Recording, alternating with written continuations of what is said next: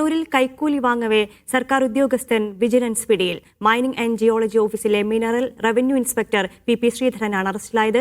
പൂഴിമണ്ണ് വിൽപ്പനയ്ക്കുള്ള അനുമതി നൽകുന്നതുമായി ബന്ധപ്പെട്ടാണ് കൈക്കൂലി ആവശ്യപ്പെട്ടത്. കെ വിബീഷ് കൂടുതൽ വിശദാംശങ്ങൾ നൽകാനുണ്ട്. വിബീഷ്, എന്താണ് ഉണ്ടായത്?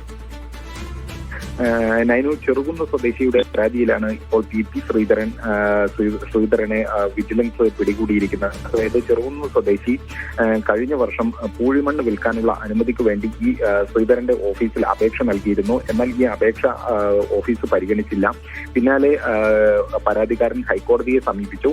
ഹൈക്കോടതിയെ സമീപിച്ചതിന് പിന്നിലെ കഴിഞ്ഞ 8-ാം തീയതി മൈനിങ് ഓഫീസിൽ നിന്ന് ഈ ചെറുകുന്ന് സ്വദേശിയെ വിളിക്കുകയായിരുന്നു.